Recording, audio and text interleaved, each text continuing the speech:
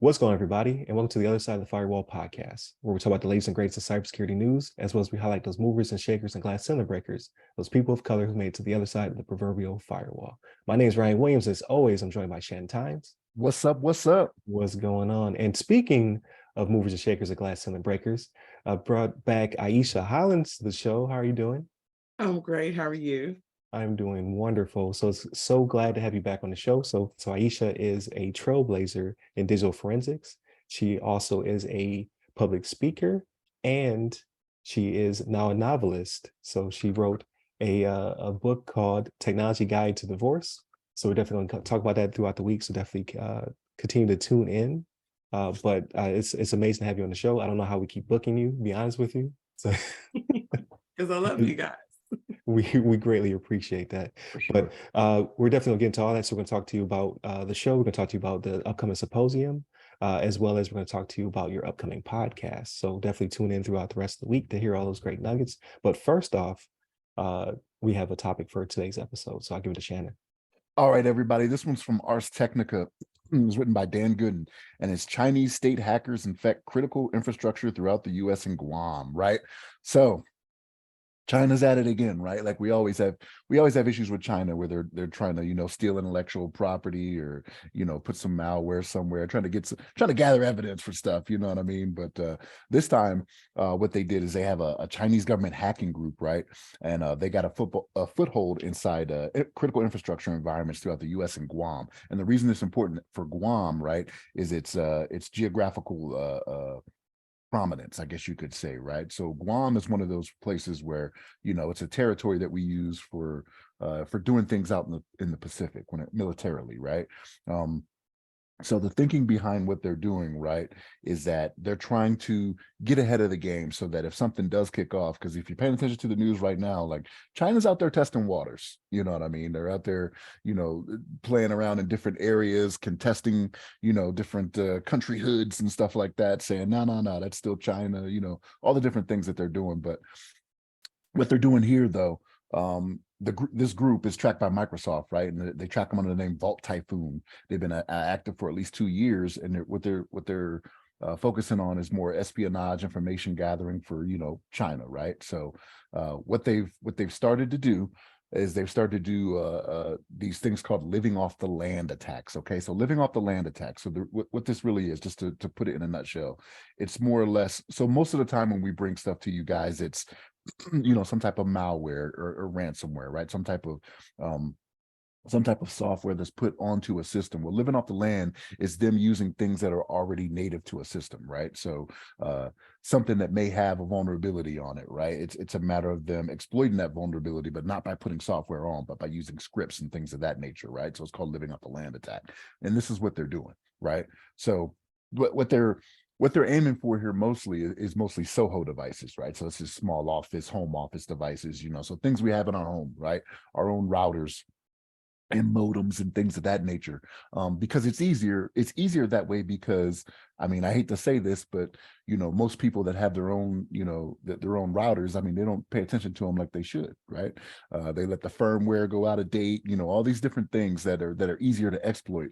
So it makes it an easier target for China to kind of gather information, right? So they just use those resources. So this is kind of what they're getting into doing, right? And this is kind of a big deal right now. So like we already know China is out here doing this stuff, but even though Microsoft is in on this, right, there was an advisory put out and it was jointly published, right? And this is all the organizations that jointly publish this. This is how you know it's serious, right? So CISA, you got US Cybersecurity Infrastructure Security Agency, US Federal Bureau of Investigation, FBI, right? Australian Cybersecurity Center, Canadian Center for Cybersecurity, New Zealand National Cybersecurity Center, and United Kingdom National Cybersecurity Center, right? So we got some major players in there that are dealing with this, right? That's how serious this is. But China's out there.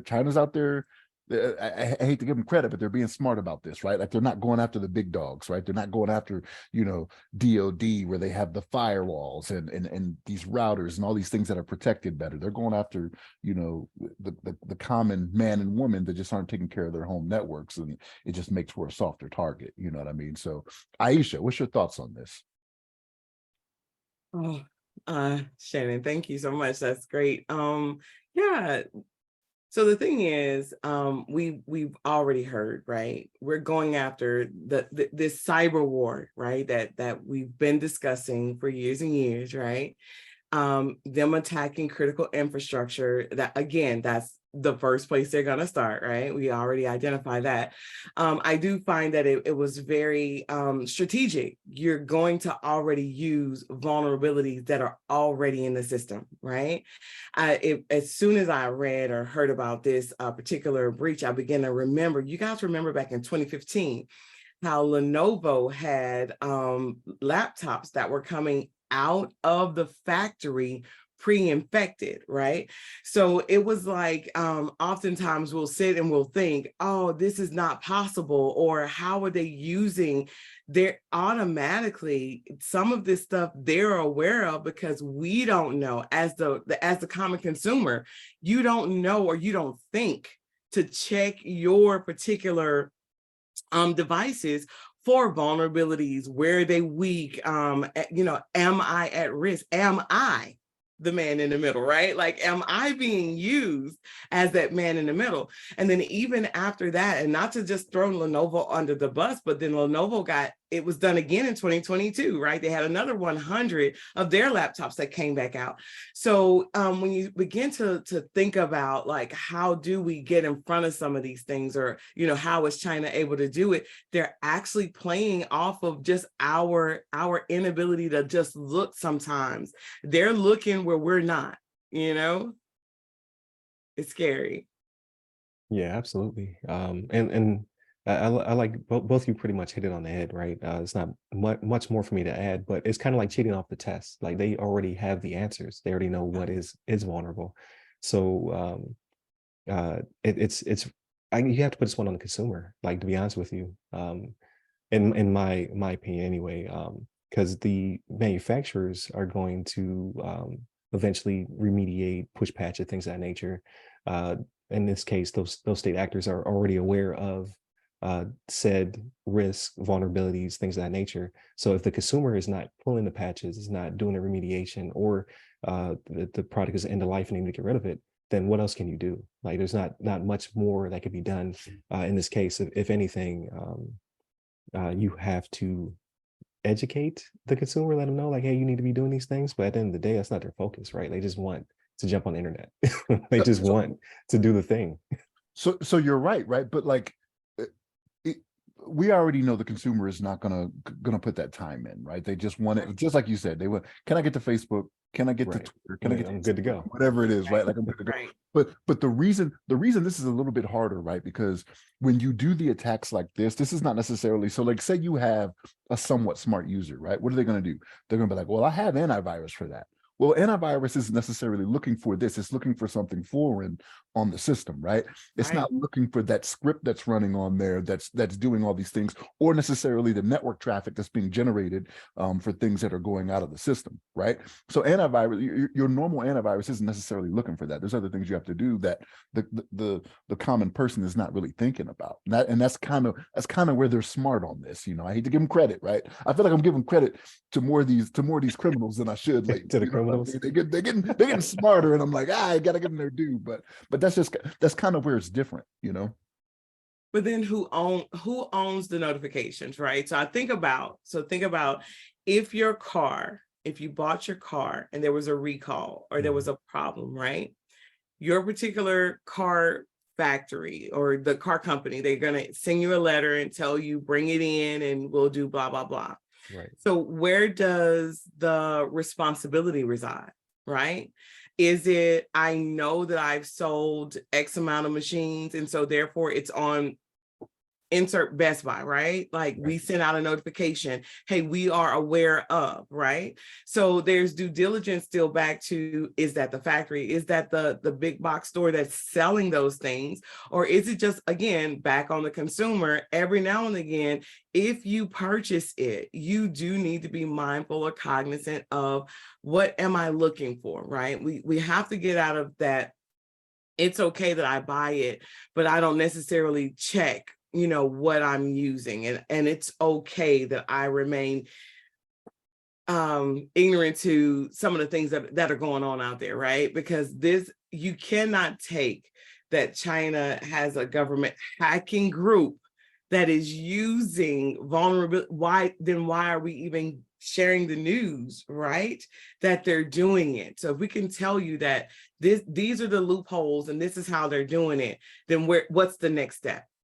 Right. Maybe it's mandatory registration, which I hate to say because that flies in the face of freedom, right? But when you purchase a vehicle, you have to register it, right? That's right. And then you receive that letter. I just received one for my wife's car.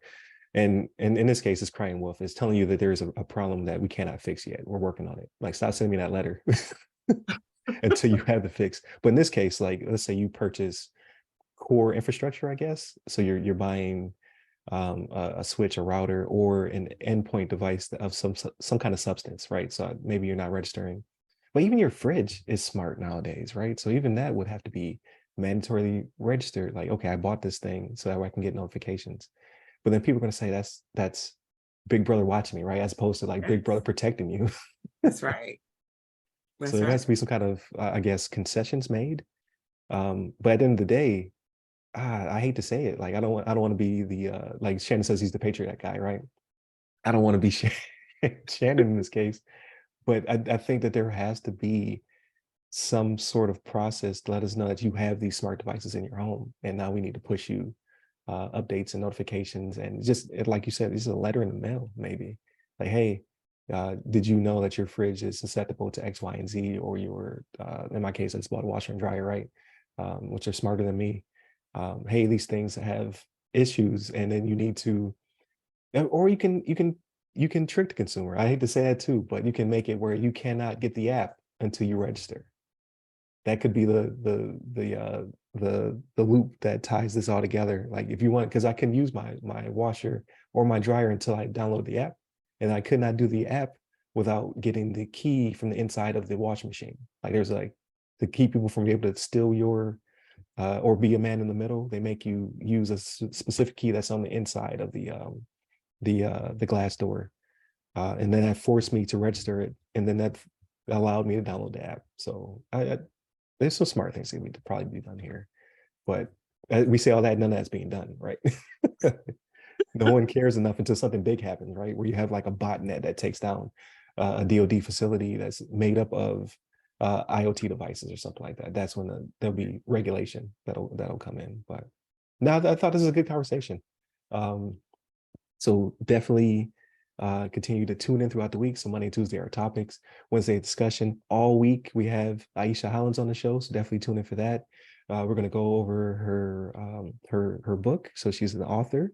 Now we're going to go over her upcoming symposium for the month of June. And then we're also going to talk about her upcoming podcasts. So definitely tune in throughout the week for all that good information. Hit us up by the website's name. We're now on Heroes Media Group. So if you want to go over there to listen to us, but we're still on all the major podcasting platforms that you've been listening to us on. You can hit me up personally. I'm at RyRy Security Guy. That's RYRY Security Guy on LinkedIn, Clubhouse, and Twitter. And Ieshea, where can people find you? I am also, you can find us at www.direnzic.com, or we're on LinkedIn. I am Ieshea there. Also on Facebook and Instagram and TikTok. There you go. You have an upcoming symposium that we're going to get into later on in the week, but we'll make sure to put that in the all that good information in the links that are associated with the show wherever you found us at. So that way you can click on those. I also have an upcoming webinar. So it'll be my first professional webinar. That is on June 1st. Go over GBLA safeguard rules. So look for that link as well. Please tune in for that. And then Shannon is off the map. He's off the grid, so you won't be able to find him. But if you would like to speak to Shannon, leave me a comment and I'll pass it to Shannon. I'm the man in the middle. But definitely continue to tune in. Thank you for listening to the show. Stay safe, stay secure.